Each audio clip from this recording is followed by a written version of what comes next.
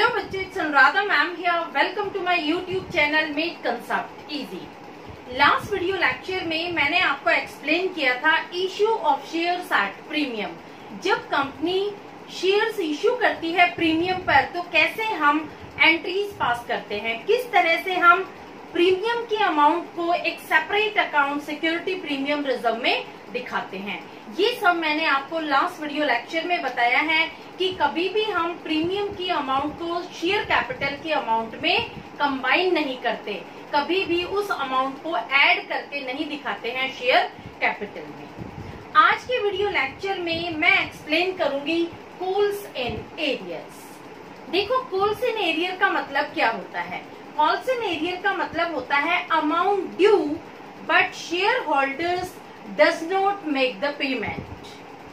Company जब अपने share holders को इंटीमेट करती है, इन्फॉर्म करती है कि आपकी अमाउंट ड्यू है, आप पेमेंट कर दो, और कुछ शेयर होल्डर्स ऐसे होते हैं कि अमाउंट ड्यू होने के बाद भी, इंटीमेशन मिलने के बाद भी पेमेंट नहीं करते, उस अमाउंट को हम कहते हैं कॉल्स इन एरियर। जब भी कंपनी को कॉल्स इन एरियर की सिचुएशन अराइज होती है तो कंपनी उस अमाउंट को हमेशा डेबिट कर देती है, क्योंकि ये कंपनी के लिए एक लॉस है। लॉस कैसे है? कंपनी का शेयर कैपिटल कम हो जाता है, और जब कंपनी का शेयर कैपिटल कम होता है तो हम हमेशा शेयर कैपिटल अकाउंट को डेबिट कर देते हैं। क्लियर? एक क्वेश्चन लिया है, इस क्वेश्चन के थ्रू मैं आपको एक्सप्लेन करूंगी कि कैसे हम अकाउंटिंग एंट्रीज पास करेंगे in case of calls in arrear. देखो, XYZ लिमिटेड एक कंपनी है जिसने 10,000 इक्विटी शेयर्स इश्यू करे हैं और एक शेयर की वैल्यू है 10 रुपए। कैसे कंपनी अपने शेयर होल्डर्स से पैसे मंगवा रही है? 3 रुपए एप्लीकेशन पर मंगवा रही है, 2 रुपए अलॉटमेंट पर और 5 रुपए company first and final call में मंगवा रही है।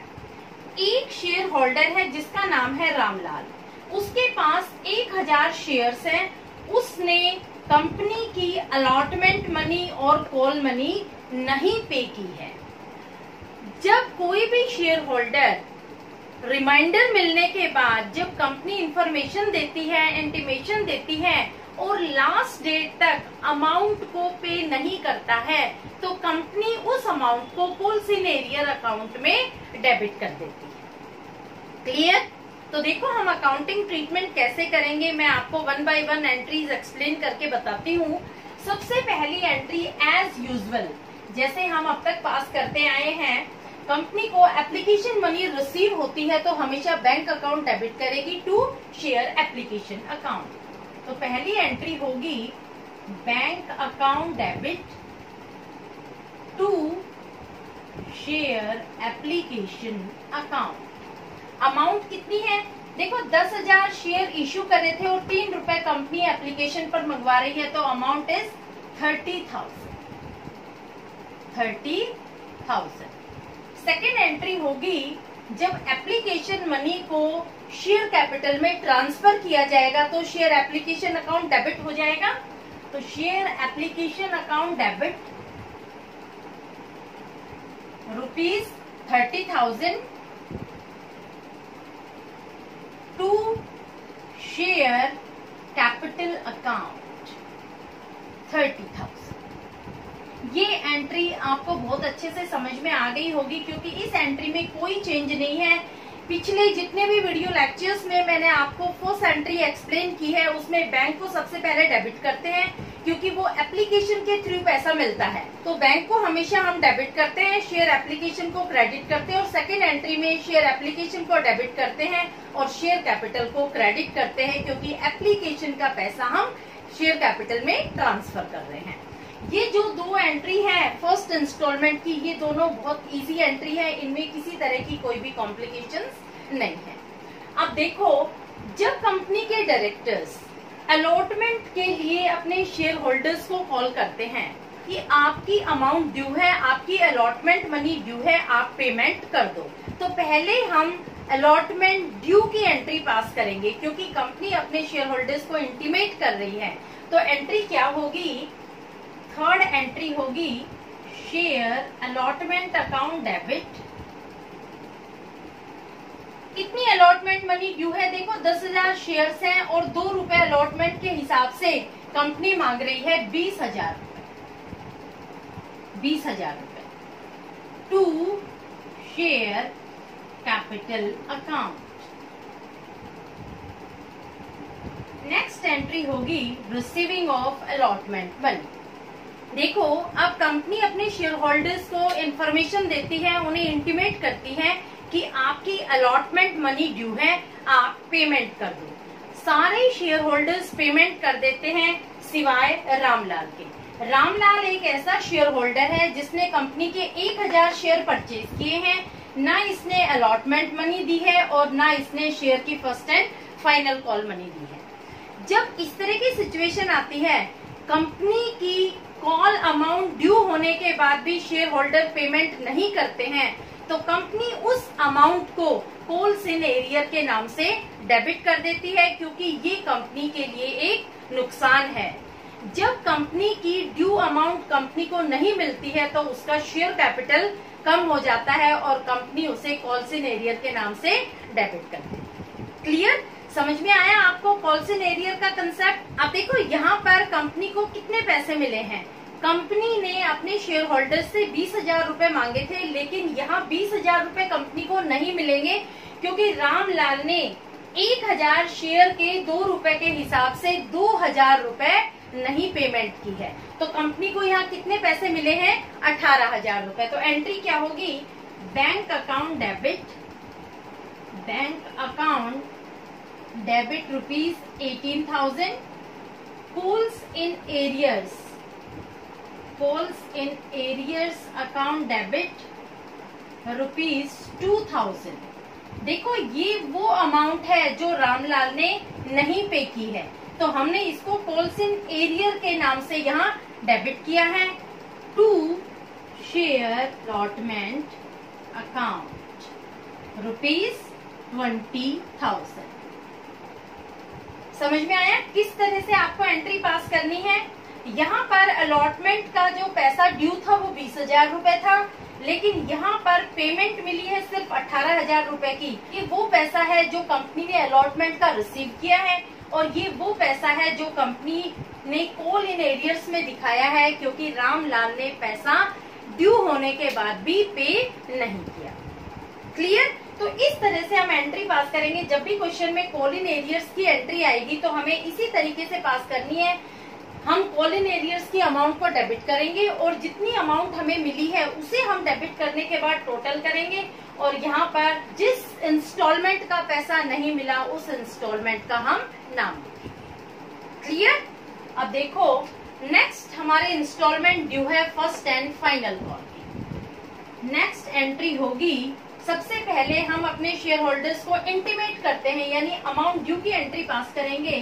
तो next entry will be share first and final call, first and final call account debit rupees. देखो 10,000 शेयर्स थे और कंपनी यहाँ पर 5 रुपए मांग रही है, तो हमारे जो अमाउंट ड्यू है वो कितनी है? 50,000। 50,000 to share capital account rupees 50,000। अब रामलाल ने 1,000 शेयर लिए थे और उसने 5 रुपए फर्स्ट एंड फाइनल कॉल के नहीं दिए। इसका मतलब उसने कितनी पेमेंट नहीं की? 1,000 मल्टीप्लाइड बाई 5, 5,000 रुपए उसने फर्स्ट एंड फाइनल कॉल के भी नहीं दिए। कंपनी को मिलने चाहिए थे 50,000 रुपए, 5,000 रुपए रामलाल ने नहीं दिए, तो कंपनी को कितना पैसा मिला? 45,000। तो क्या एंट्री पास करेंगे हम? बैंक अकाउंट डेबिट,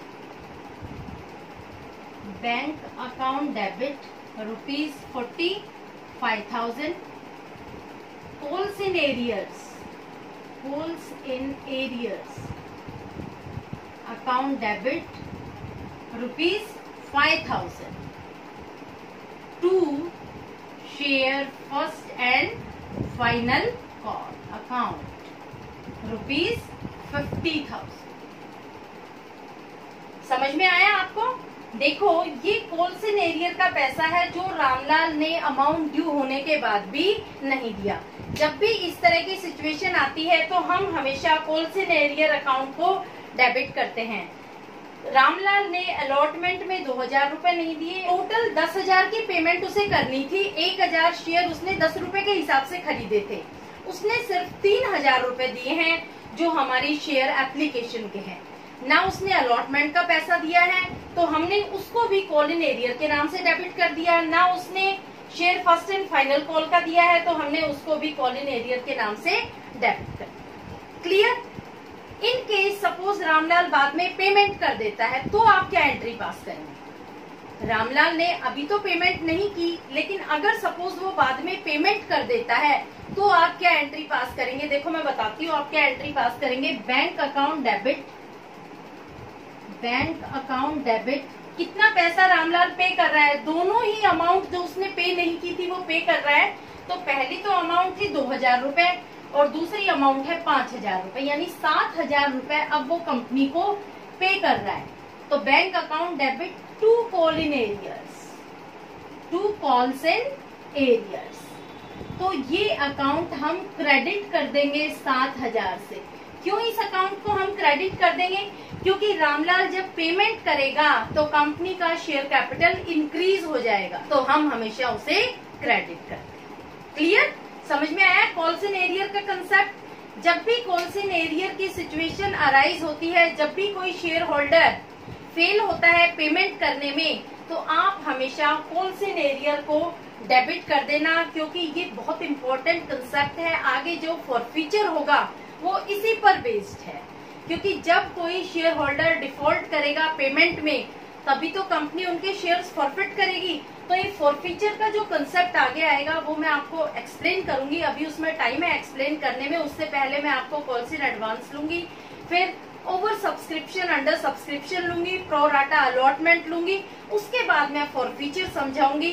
तो फॉरफीचर तभी टेक प्लेस करता है जब कंपनी में शेयर होल्डर्स अमाउंट ड्यू होने के बाद भी पेमेंट नहीं करते, तभी फॉरफीचर की सिचुएशन अराइज होती है। कंपनी गुस्से में आकर के उन्होंने जो भी अमाउंट दी होती है, पे की होती है, वो अमाउंट भी कंपनी जब्त कर लेती है। वो फॉरफीचर का कंसेप्ट आएगा, वो मैं आपको बाद में एक्सप्लेन करूंगी। अभी आप सिर्फ इतना समझ लो कि अगर कोई शेयर होल्डर पेमेंट देने में फेल होता है तो आप कॉल्स इन एरियर के नाम से उस अमाउंट को डेबिट कर देंगे। जितने उसने शेयर परचेज करे हैं और जितनी अमाउंट उसे पे करनी है उनको मल्टीप्लाई करके आप उस अमाउंट को कॉल्स इन एरियर में दिखा देंगे। क्लियर? होपफुली आपको ये कंसेप्ट क्लियर हो गया होगा। बहुत इंपॉर्टेंट है कॉल्स इन एरियर का। नेक्स्ट वीडियो लेक्चर में मैं लूंगी कॉल्स इन एडवांस। आपको मेरा वीडियो लेक्चर अगर अच्छा लगता है तो please like, subscribe and comment in comment box. आपकी कोई भी क्वेरी हो, कोई क्वेश्चन हो तो कमेंट बॉक्स में जरूर कमेंट कर देना, मैं आपको रिप्लाई जरूर करूंगी। Please share my video lecture to your friends, क्योंकि मैं चाहती हूँ हर बच्चे को मेरे वीडियो लेक्चर से बेनिफिट मिलना चाहिए। कंपनी अकाउंट एक डिफिकल्ट टॉपिक माना जाता है और यूजुअली बच्चों को इस टॉपिक में प्रॉब्लम अराइज होती है। तो please share it to your friends, like, subscribe my channel. Okay, thank you.